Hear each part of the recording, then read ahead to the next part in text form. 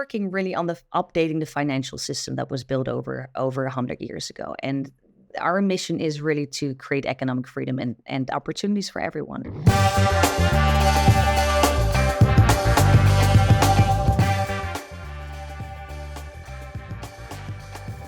We have not had anyone from the crypto space for quite a while, so I was very excited about this one. Elke Karskens has had an amazing career in internal communications and B2C marketing, working for some of the world's most disruptive companies. We talk about her time at TomTom, Skype, Facebook, and most recently Coinbase.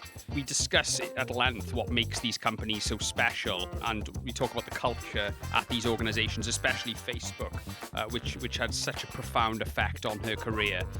We also discuss crypto and her view on how Web3 and blockchain is potentially going to change the world of banking.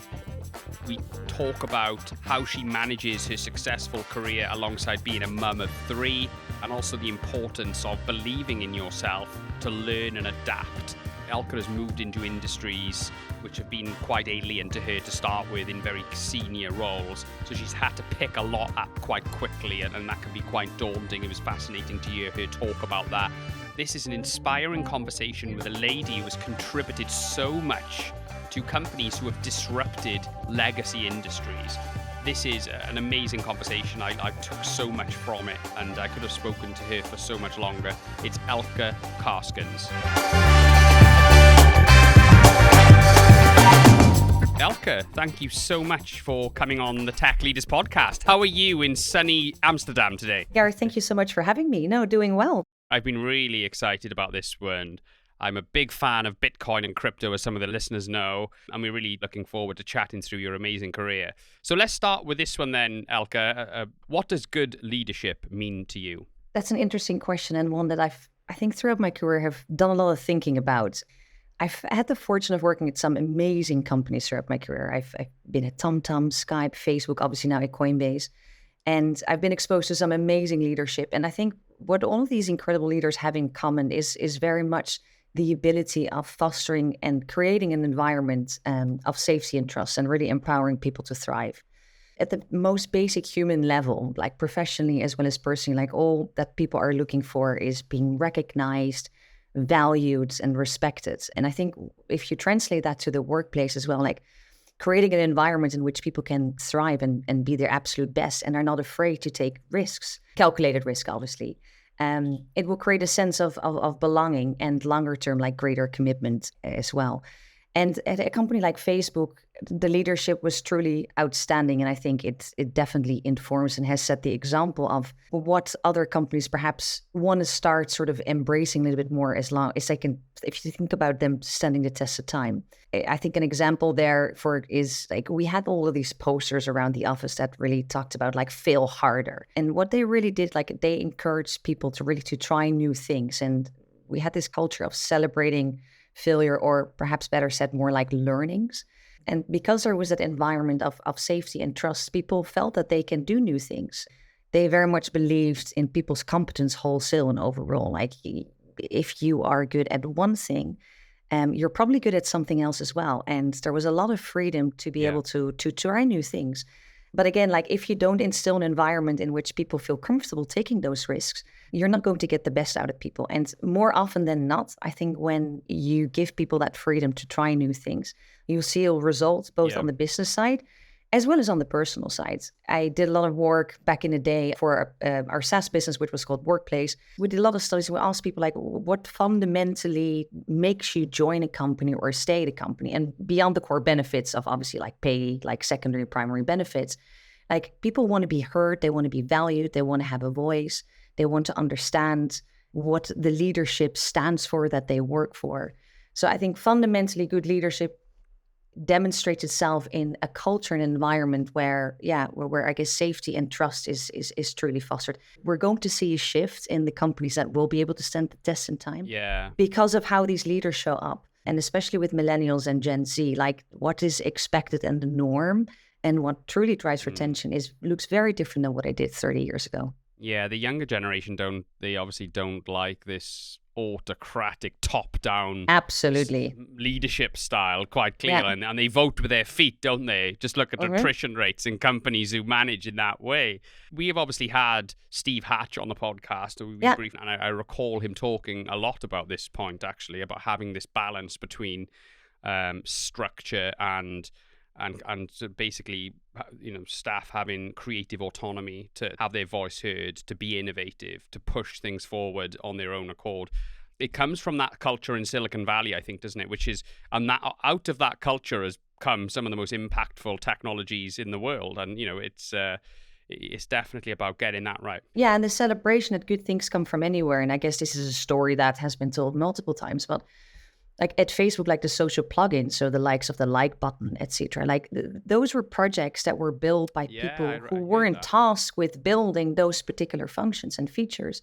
These were part of hacks, which we had at I assume Meta still does them today, but really giving people the freedom to explore areas that they're interested and are passionate about, and being given that freedom to explore that further.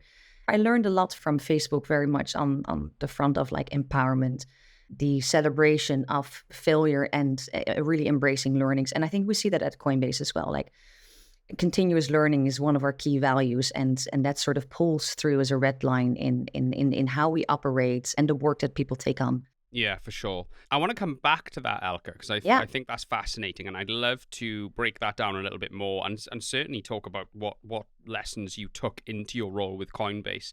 But first of all, let's rewind the clock back to the beginning. Let's go back. Yeah, growing up in the lovely city of Amsterdam. Obviously, you went to Amsterdam University, and you got your first break in internal communications and marketing with the very well-known Dutch company TomTom. So talk us through that period in your life. Why did you go in that direction, internal comms and marketing? What pushed you on that path? I think that's a good question, and I ask myself that's quite frequently actually as well. I come from a really nice and wholesale family background. My parents both worked in the nonprofit sector.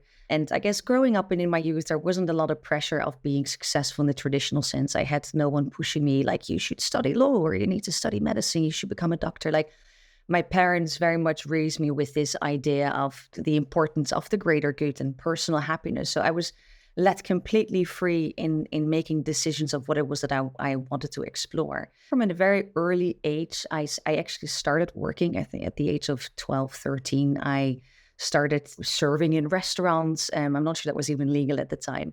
But to me, like having a job and working and making my own money really gave me a sense of freedom. But alongside my studies, I did take it seriously, but I intentionally chose a topic that was very, very broad. Unlike the UK, in the Netherlands, people tend to choose a certain direction because that is what they foresee themselves working in. So I figured that like sort of economics was broad enough to buy me a little bit more time to really figure out what it is that I wanted to do. But as I sort of went through my years, I did always work. So I actually got my first job at TomTom when I was still in university. For those of you that are not that familiar with TomTom, a portable navigation provider. Yeah, they were revolutionary, weren't they? Absolutely, they kind of had they took the sat nav world ahead like 2 or 3 levels, didn't they? Within a short period of time, it was. I remember they were a real big deal back in the day before Google Maps, pre-Google Maps. They were the biggest one, weren't they? They were, and I joined when they hadn't launched their TomTom Go yet. So the TomTom Go was that standalone device that you could plug in your car, and it basically like told you where to go. Like I joined pre that. You were able back then to pair a wireless GPS receiver with a PDA, which was, I guess, like a personal assistant device back in the day. And then we launched the TomTom Go, and it was truly revolutionized in the way people navigate. And we had a CMO at the time that was really, really big and bold on getting this as far as we could. So I really joined in sort of those heydays. It must have been a really exciting place to be there, though. You must have learned a lot from that experience, Elke, yeah? Totally learned a lot. I quickly moved out of customer support and I took on an internal comms role there. They offered for me to go to the UK, where I ended up leading on our trade marketing. And that sounds a bit more glamorous than what it really was. Back then, we relied on retailers, mainstream retailers like Halfords, for example, and Currys, who were selling these devices. So I was responsible for basically schlepping across the UK and educating these sales teams and training them really on what these devices were competent of.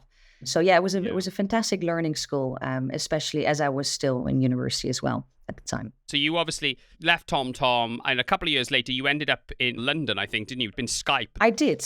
Who were another game-changing company that we've kind of forgotten about. Skype video calls, or what we're doing now, they kind of invented the genre, didn't they? So tell us a little bit about your time at Skype, and what did you learn from that experience? Absolutely. I joined Skype and actually wrote my thesis at Skype about instant messaging. And that, again, like, it feels so weird even saying that now, because messaging is such a part of our everyday life. But yeah, when I joined Skype, like, they were very much one of those companies and brands that had products that, again, like, they fundamentally changed something for humanity in a way. Like, it was a game changer around communication. When you would tell your neighbor that you worked at Skype, everybody would have a story like, oh my God, I have a sister who lives in Australia and I get to see my nieces. It basically brought people much, much closer together. And being part of that journey was absolutely fascinating. When I joined the company, it was relatively big as well, but I want to say I was part of that truly scale-up phase. Part of the teams that very much was able to bring Skype to different type of devices. So I did a lot of work around, back then, connected TVs also weren't a thing, but we had that first generation of connected TVs come to market, and like embedding Skype onto basically any surface that would allow for video calling and really enabling that. In addition to that, this was also in the time when making calls abroad was very, very expensive. You would, if you had family members or friends living overseas, you would likely call them once a week. You would not be spending an enormous amount of money, and be very thoughtful about like who you would be speaking to, again, because of the cost associated with it. And Skype removed all of that. So we also started introducing features around low-cost calling. So we really solved a lot of problems, not just like bringing people close together because of the video calling functionality and feature, but also by offering low-cost calling solutions to people. Being part of that was incredibly fascinating. Learned a lot. I think this is another company where there was a very strong culture of, again, like trust and safety.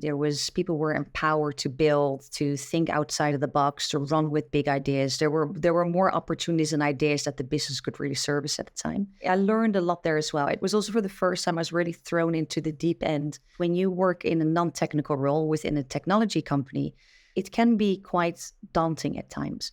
And the sense of imposter syndrome can be very real. The jargon that is being used and the complexity of the technology can be quite overwhelming, to say the least. And I remember vividly at Skype, like being asked to lead on the go-to-market for a new set of SDKs. And I remember like Googling, like, what is an SDK? Like, as I was having some of the meetings with the product teams, like fundamentally trying to understand how APIs worked, etc.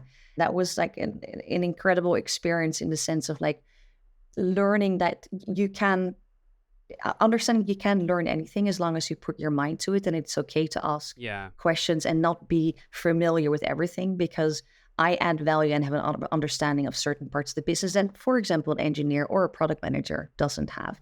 And in order for a business to run successful, it's like a village, right? You can't only have bakers or butchers, right? You need all of these functions to come together and able to move forward. So as long as people are smart and competent, they can do most things. By 2019, right, 4 billion people had a Skype address. 4 billion. That's half the human population of the planet. That's how that's how omnipresent Skype was. That's incredible, isn't it? That is incredible. I mean, it was people who signed up for Skype accounts, obviously, and there may be some double subscribe. We may made a little bit of crossover, but ultimately, 4 billion is astonishing. It must have been a big decision for you to leave such an impactful organization like that. But yeah, it was a big decision. It was a big decision to move. Obviously, consulted the mentors I had back then. Is this the right thing? Is it not? And I accepted, and it's the best decision that I ever made. My time at Facebook has been truly defining for me at the most personal level, but obviously also professionally. So it was a big decision back then, but yeah, the right one, especially in hindsight. Well, you ended up staying there for 12 and a half years, so obviously it was the right decision. But it was the right decision, yeah. So looking back now then, obviously you've moved on since, but you were the bulk of your career, I suppose, was at Facebook so far. Well, looking back on your career so far, what were the big milestones then? Obviously, you talked about joining Facebook and obviously a bit of time at TomTom and Skype. But what there must have been moments in your career which really impacted the direction and journey and progression you've achieved. I think the thing with milestones is like very often in the moment, milestones, you feel like you're achieving a milestone when you either deliver a big project or your team is very successful in a certain campaign or you are being given a bigger scope. But I think when you look back and you reflect on what truly were milestones and sort of like career defining moments, like I think first and foremost for me is obviously like having been hired and joining these companies that ended up being stepping stones to the next phase. But I think a real milestone for me was when I was given a much larger scope than I had at the time. So I joined Facebook in a marketing functions. I looked after platform marketing, very much bringing like the developer ecosystem onto the platform at scale. We had partnership functions as well. And I ended up moving to California. I remained within marketing roles, a mix of product marketing, influencer marketing, and not in the sense of like the Kim Kardashians of this world, but people that are meaningful within the tech ecosystem and community and ensuring that their perception of us was a certain way. A lot of product marketing as well. And there was a really clear moment where I was leading a relatively large team back then as well, a team of like 20 or 30 people. Of program managers, marketing managers, people around the world, etc. And one of my managers left, and the CMO at the time had enough confidence in me or saw enough potential in me to give me a much larger scope and basically asked me to lead international marketing across our software brands. So you went from regional to international essentially then, yeah? And also my responsibility started spanning across brand marketing as well, which it was something I had never really done before. And this was also around the time that Cambridge Analytica happened. And sure. Yeah, so we can definitely go back to that old memory as well. But really being trusted with such a bigger responsibility was a real, I guess, milestone, because all of a sudden I had to engage with leaders at a different altitude, but being given that trust and that responsibility, but also the right level of guidance to get me to the point where I end up really thriving in that role was definitely like a milestone and career defining. So can I dig into this time then? Because I mean, it was quite an impactful period for you personally and for Facebook around the Cambridge Analytica stuff. You mentioned that. Yeah. Now, I mean, Facebook come in for a lot of criticism around that time because quite literally on your platform, people's opinions would be informed and he was swinging elections, Brexit, the election of Donald Trump, etc., etc. How did that take its toll on you personally? Did you come in for a lot of scrutiny for that period? Or was it sort of something which was you ignored and you just got on with your job? Well, what was that? Can you talk us through that period for you yourself personally and for Facebook? Yeah, I think that that was obviously like a true pivotal moment for the company, and also one that we sort of moved from being a brand and a suite of products, because by then we had already acquired Instagram as well, and that were deeply loved by people, to a set of products and brands that there was a lot of questions around that from friends and family, like, are you sure like working at Facebook is the right thing? You know, everything that's happening, like, do you want to be part of that? And it fundamentally also changed the job that had to be done for us in the business. We sort of moved from the disco years where it was just growth, to really being in a situation where we had to manage like some of the most challenging reputational issues that we'd never really encountered before. And I think also at the most personal level, we always talked about we make money in order to build products instead of making products to make money. And there is at Facebook, I don't know, again, I'm not there anymore, but there was a big sense of optimism. We fundamentally believed in what it is that we were trying to do. And that is what, I guess, caught us off guard as well, that there were bad actors that had taken advantage of something that we truly believed to be doing good for the world instead of bad. So that was a really hard pivot for the business, but I think personally as well. Like I, at that time, ended up also being tasked with trying to address some of these reputational challenges for the business, especially like in the US. Sure. No, absolutely. I can imagine it was probably something you learned a lot from as well. Let's talk about Coinbase. Where did that opportunity come from? Okay. And where did you take your career towards cryptocurrency? What started that? Where did it come from? I think it's a Yeah, it's a good question. I think the red line throughout my career has always been part of being part of companies that are building truly groundbreaking technologies. Yeah. And I've always There's a been bit at of a that pattern scale-up emerging here, phase. isn't there? There's definitely a pattern emerging. It is what excites me. It is sort of the unknown, the challenges, the potential of it as well. Like we talked about it, like TomTom was fundamentally to change the way in how people got around, Skype around communication, Facebook brought the world bigger, like closer together. And after having been at Facebook for about 11 years, I had my third kid. So I went back to work with my first two kids after 3 months. But with my third kid, I decided to take a little bit more time. And that was the first time ever in my career that I had a bit more distance from my job and Facebook. Facebook was all encompassing. Like I bleed blue to this day still. And it's very, very hard to sort of figure out what the right next thing is when you are in such an environment that is giving you so much. So this was really the first time that I had a little bit more distance and was able to figure out what I wanted to do next. You start asking yourself the questions. You've been there for 10 or 11 years back then. Like, how long am I going to stay here? Is this still the right environment for me? The company by then had gotten much, much, much larger than obviously when I initially started, and we were 70 people based in the UK. And because I had that space, I started to do just a little bit more research and learning. And I think that's when I started seeing a trend of people going into the Web3 space. And that was, again, like that same feeling that I described earlier when I worked at Skype. A very daunting space. Like the more you start reading about blockchain technology, the less you understand. And I remember of course. Speaking to a friend of mine who actually brought me into the world of doing some angel investing, who is very much a trailblazer when it comes to changing the game for women and female empowerment in general. And she connected me to this group of women in blockchain. That's sort of like our small group. And it was a super safe and trusted environment where we brought in people that were experts within this space to just explain the bare basics to us. What is a protocol? How does a blockchain work? What is crypto? What does it matter? And it was being in an environment like where we were all collectively sort of figuring out the same thing. My interest got triggered more and more and more. And as I started learning more about crypto and the real world problems that it could potentially solve, I unconsciously, I think, made a decision that I wanted to pursue a career within this space.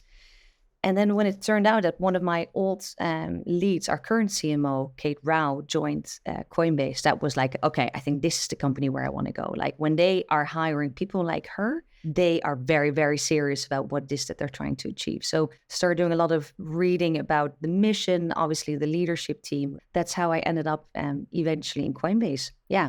Well, I always said, obviously I pay a lot of attention to this space myself. And if when people say, why are you so bullish on the cryptocurrency space and specifically Bitcoin, is because one of the main reasons to be bullish is the amount of talent that's going into the space. I mean, top-notch graduates from MIT and Stanford used to join JP Morgan and Goldman Sachs. They're actually joining startups in Brooklyn now to work on building this new banking system, which aligns with the values of the next generation. Do you know what I mean? And I think that's just one example, but there's loads of other reasons as well. But I think that was one that really stood out for me as a compelling reason to be bullish. What other reasons are there, Elke, to be optimistic about further adoption of cryptocurrency and blockchain technology to impact other areas of our lives? No, I think that's I think a very interesting question. Like I think maybe we sort of like need to go back sort of first and foremost what it is that like a company like Coinbase is trying to. Like I think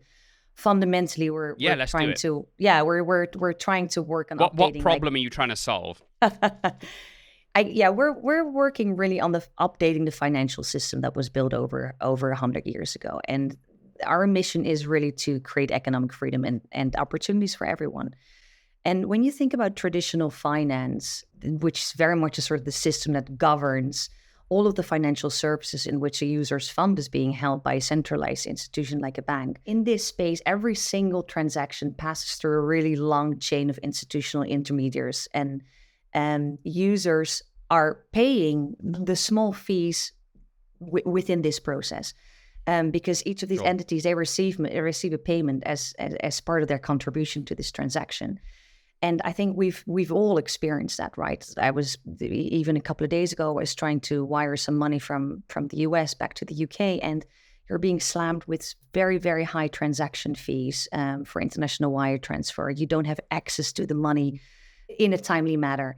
And that is for people, obviously, like myself, being in such a fortunate position that we even have access to traditional finance. There are billions of people around the world that are debanked, that don't have access to the most basic financial instruments that gives them the financial opportunities to ultimately grow. And sort of this lack of inclusion in centralized finance is problematic. Because it does make those tools around like saving, insurance, payments, credit, it really makes it inaccessible for the people that need it most. And again, at the most fundamental level, like that is what it is that we're trying to solve. Which actually then brings me perhaps to like the things that I'm like excited about and like what the future of the future use cases of crypto really are. And if we talk about traditional finance, TradFi in one sense, it very much is DeFi, so decentralized finance, which is that umbrella term that is used for financial services on the blockchain, primarily Ethereum. With DeFi, people can do the same things that they can in traditional finance. They can earn interest, they can borrow land, they can buy insurance, they can trade derivatives, assets, etc. And it takes very much that basic premise of Bitcoin, digital money, and it expands on it and it creates a digital alternative to Wall Street. And by doing so, a sense of inclusion for people that, again, don't have access to traditional finance. Like inherently, DeFi it's open. You don't need to apply for anything to open an account. You're being granted access by creating a wallet. It's synonymous, like you don't need to provide your name, your address, your email address, or in most instances, even more personal information. It's very flexible. You can move assets anywhere at any time without asking permission from a third party involved. And it's very transparent, like you can see the full set of transactions. So I think DeFi is definitely an area that I'm excited about seeing grow and scale even further. But crypto does have a long road ahead of it. It's like I think if we look even further ahead, like 5 to 10 years, ultimately regulation is going to be absolutely crucial within this space because consumer protection at the end, especially with everything that's happened, like matters most. And seeing crypto embedded in more mainstream everyday use cases is ultimately going to make it more normal for people to engage. Like there are obviously already thousands of companies out there where you can use crypto to buy certain things, but imagine that becomes much more of a standard and it normalizes crypto for the mainstream because DeFi still, again, is perhaps for like that earlier majority today. Wow, brilliant. Elke, I really didn't want to stop you there because that was a fantastic case for cryptocurrency and decentralized finance, DeFi, which was brilliant. But let me just jump back into this sort of critical, cynical view then. Okay, so obviously FTX collapsed. There's a lot of fraud going on, it appears, allegedly, and it appears from on the facade of it, although I believe a lot of the charges have been dropped. But it left a bitter taste in a lot of people's mouths, okay? And it give, as I think you've said in the past, give the industry a bit of a black eye. Can you just talk us through how that was perceived in Coinbase and how that has affected the business and in terms of your increasing adoption of cryptocurrencies and all these amazing things you just explained brilliantly? We talked about it really briefly as well, like everything that happened in fall 2022, especially FTX falling down, made it really clear how important regulation is. And at Coinbase, we've always been pro-regulation. We've been working with regulators and politicians around the world. And we're advocating for clarity around regulation as well. We applaud the leading actions of governments and policymakers in Europe and the UK and other jurisdictions that are taking some really strong and positive stance on that. Take the UK, for example. Prime Minister Sunak has previously stated his desire to make London an international crypto hub. In Europe, we obviously see groundbreaking regulation come in the form of MiCA. Germany has become a center of crypto, and the blockchain activity in Berlin is very much evolving into becoming a global hub for the entire European region. I would also say outside of the UK and Europe specifically, like the Central Bank of Brazil has announced plans to leverage the PIX payment system to encourage banks to hold digital assets. The UAE is another great example. Like in Dubai is seeking to become a global hub for crypto and blockchain. Australia is in the midst of consultation processes on token mapping and is expected to further consult on licensing and custody regimes for crypto later in the year. So we're seeing a lot of very positive traction in certain jurisdictions around regulation, because that is fundamentally what has, it's been made clear in the last 8 months or so, that consumer protection needs to be at the heart of this industry in order for it to be successful long term. Yeah, sure. No, brilliant answer. I think it feels kind of inevitable that this is coming, Elke, doesn't it? I mean, it's just a case of when, not if. Yeah. And you didn't even mention El Salvador, who've made Bitcoin legal tender, which I know is slightly different to what you're talking about, but I thought that was quite exciting. Absolutely leading, yeah. But yeah, but there's lots of global macro signals pointing towards adoption just increasing in momentum. I think it is where we're going with it. What exciting stuff have you guys got coming up? How do you see Coinbase evolving? There's obviously there's a lot that we're working on. I think the first thing that we're very excited about is the clarity of regulation coming in, because once that exists, like it really gives us that framework as a very innovative company to be able to build the product in the safest way with consumer protection sort of at its front. So once we see that clarity around regulation, it will very much give us that path forward into what it is that we can and can't be building and how we're building it. So I think sort of at we're looking furthest away, like we're excited about that clarity coming in. And we are committed and have been committed around building like the easiest and safest platform for people to not only get started with, but also for those that are perhaps a little bit more advanced within crypto and having the tools available to them. So if you think about, if you look at our advanced trading solutions right now, it's very, very, very sophisticated. And we will continue to build products both for a beginner audience as well as a more advanced audience. I think also more on the developer side, we've recently announced Base, which is a layer 2 platform. So very excited to see what the developer ecosystem is going to be building on top of Base. And again, that is very much going to be that bridge to Web3, hopefully for a much greater audience. And obviously like the evolution of additional use cases, things that we're not seeing today, seeing broader adoption in the ecosystem overall. Just out of curiosity, Elke, in terms of UK adoption and, people engaging, purchasing crypto digital assets, are you seeing encouraging signs in terms of retail adoption? Is it going in the right direction still, or is it plateaued, or how is the sort of macro picture looking for the UK specifically? For the UK specifically, yeah. So the UK is our second largest market. It is also the largest international. Really, globally, second, right? I'm surprised by that. Okay. It's our second. It is our largest international office as well. And it's our fastest growing market too. We still see a lot of enthusiasm and excitement around crypto. Recent studies have really shown that there is still the intent of people to engage and participate within the crypto ecosystem. People still have the intent to buy, sell, or trade crypto within the next 12 months.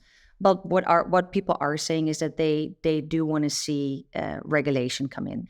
And they want to ensure that consumer protection is at the heart of what is happening. But I guess all with all, like things are still going strong in the UK for Coinbase. Brilliant. Okay, fantastic. I got to ask you about this, Elke. You've got 3 children.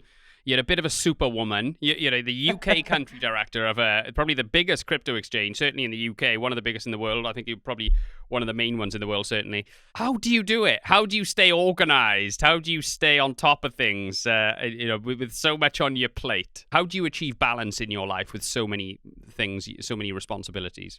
Yeah, I think it's about accepting a lot of help. So we didn't really cover that, but I've got 3 small children, a 7-year-old, a 5-year-old, and a 2-year-old, and a partner that also works full time. And in order to achieve balance, it all comes down to really prioritizing the things that matter most.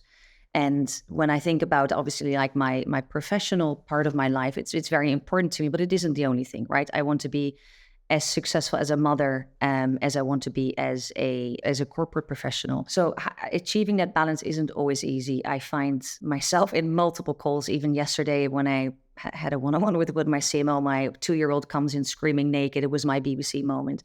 And I think first and foremost, accepting the fact that like you are both, and I am a mother as well, when I work, and vice versa as well. And sometimes one thing takes a priority over another is a good starting point. It also means I can't always be good at everything, if that makes sense. There are times when I have to miss out on a certain call or a certain update because my kids take priority, and vice versa. I can't always be the parent that picks the kids up or that attends every single celebration with my children, but I'm very intentional about the decisions that I make. On the most practical level, like, I ensure I have a lot of help, and I'm being very unapologetic about that. I try to really prioritize the things that I deem to give me the most quality in life. So I outsource a lot, and I'm in a fortunate position where I can do that. So I have a lot of help around the house, as well as obviously with the kids, but also having a very supportive partner. Like, everything is truly 50-50. In a lot of situations, the mother and or the woman tends to still carry the majority of the workload. But that is definitely not the case in my situation. I have a partner that is as much in all the parents' apps as I am. We have very clear lines of responsibility and divide in that matter. So I'm not sure I'm doing it all good. Sometimes I feel I do a half-baked job at everything, but I'm doing my best. And I'm trying to set the right example for my kids as well by having a career. Absolutely, and I think you're setting an unbelievable example. And I think it sounds like exciting times for Coinbase and the industry too. So I'm sure it'll be another disruptive company you've been involved with. So I really want to ask you, you've been involved in TomTom, Skype, Facebook, now Coinbase, just outrageously disruptive, pioneering companies. Outside of the crypto space, obviously, because we've already spoken about that, what tech innovation are you most excited about in the world right now that you've sort of seen in the last couple of years? Oh no, Gareth, this is going to be a very cliche answer, but it has to be AI. Which I am sure I knew you were going to say that. How could you not say that? How could you not say it? It is. And it's so weird how that has become a cliche answer, but it is the truth. Like, I think when you see, because if I'd asked you 12 months ago, you probably wouldn't have said it, let alone said it was a cliche. It is crazy how 100%. Quick that moves, isn't it? That's how quick things move. But like, when you see the mainstream adoption of artificial intelligence, which has been around for so long, it is out of control. It's mind-blowing. Yeah. We must all experience this. But like, even my 70-year-old dad's like, Elke, have you heard of this thing called ChatGPT? Yeah. It is. I just ask it everything. I'm like, I am very well versed with it. But yeah, it is truly fascinating to see, but experience and play around with it as well. And do you remember where you were? Do you remember where you were when you first saw ChatGPT? Because everyone I ask seems to remember where they were, what they were doing when they very first saw it. Because it was like one of those moments, wasn't it? It was like, wow, this is unbelievable. Was that the case with you? More or less. I remember a friend of mine telling me about it, and I remember the date exactly. It was December 5th, 2000. Was it? Yeah, it must have been 22. It was 22, exactly, definitely, not that long ago. Oh, you were quite early then. I saw it Christmas time, so yeah, you were a little bit before me. Yeah, but it was you were early. It came out, the 3.5 came out at the end of November, so you must have been quite quick. I remember a friend of mine saying, like, there's this AI bot, and it is truly incredible. And I remember, like, this guy always gives me a lot of tips and insights, etc. I'm like, sure.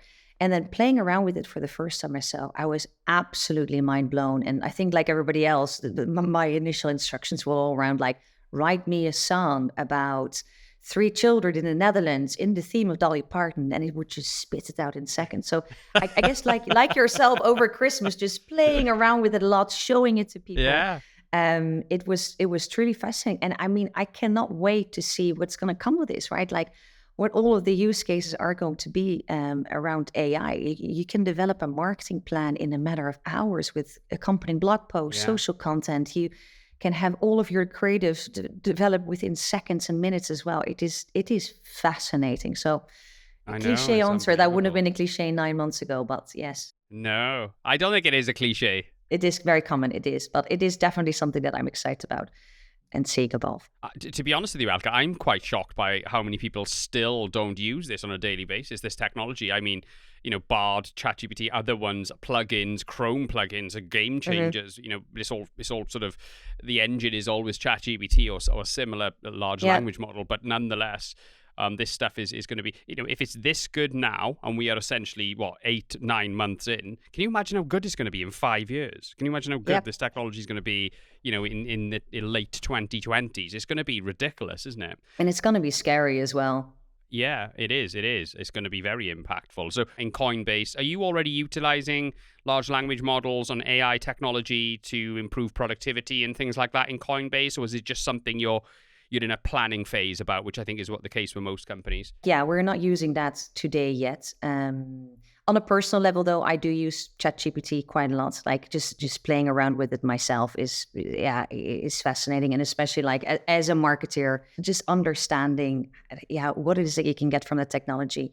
I do some advising and mentoring, etc., on the side. So being able to help people evolve through some of the problems that they're working through by leveraging AI is fascinating. But yeah, internally we're not yet using that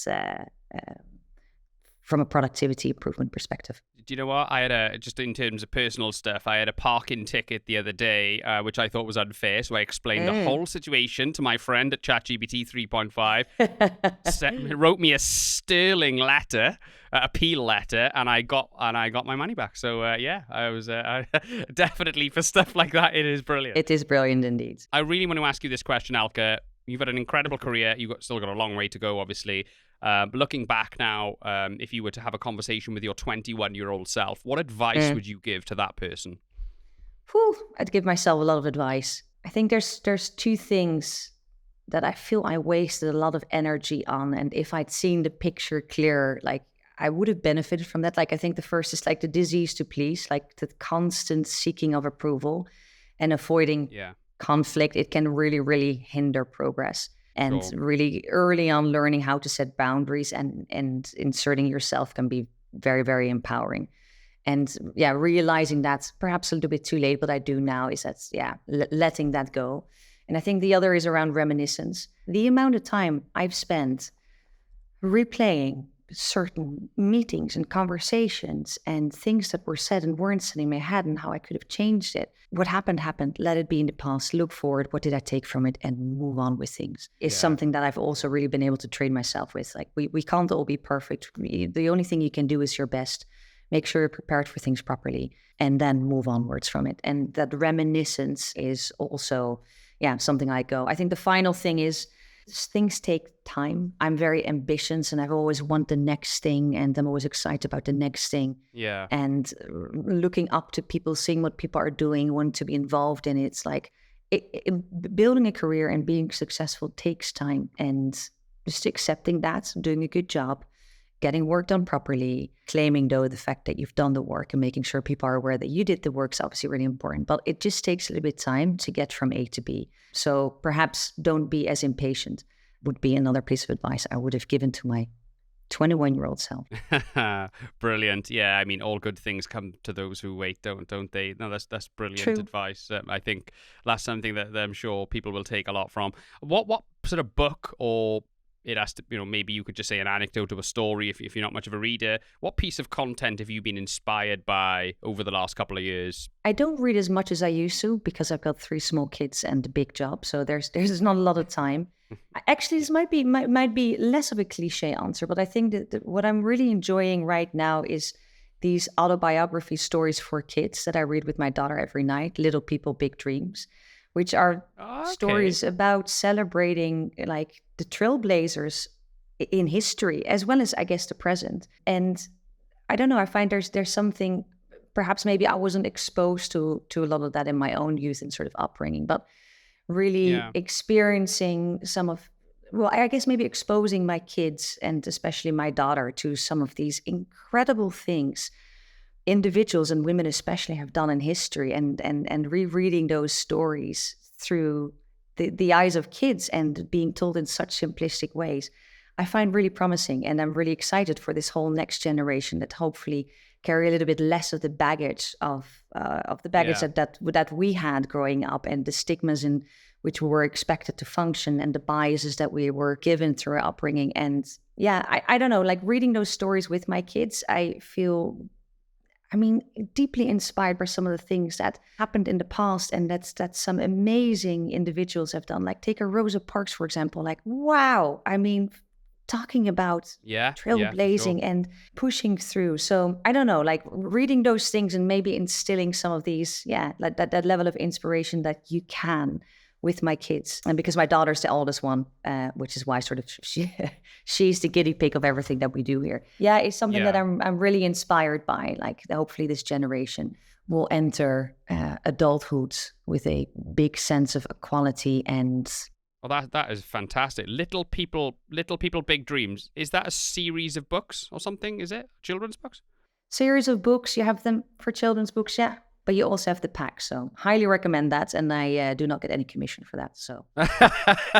That is brilliant. Well, we're going to put that in the show notes. I'm certainly going to check that out. I'm looking for new content to read to my daughters as well, so that's brilliant timing. What a great way to end, Elke. What a great conversation. I've really enjoyed chatting to you.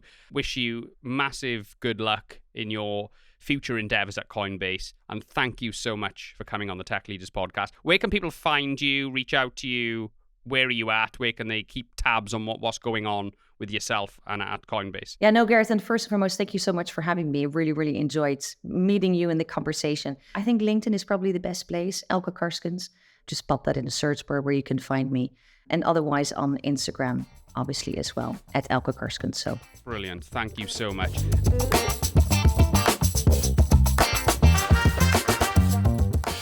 Wow, that was brilliant. I loved chatting to Elke. Could have gone on for so much longer. Very inspiring how she manages to excel in such high pressure, pivotal roles in such disruptive, forward-thinking organizations. So much stands out. We covered a lot of ground, but her brilliantly compelling explanation of the need for decentralized finance, or DeFi, I thought really stood out. I think the disruption of the banking industry is picking up. It seems to be it's difficult to see how this is not going to go from strength to strength when clearly the banking industry appears to benefit the few, not the many, and there's so many unbanked people globally. This kind of solves that problem.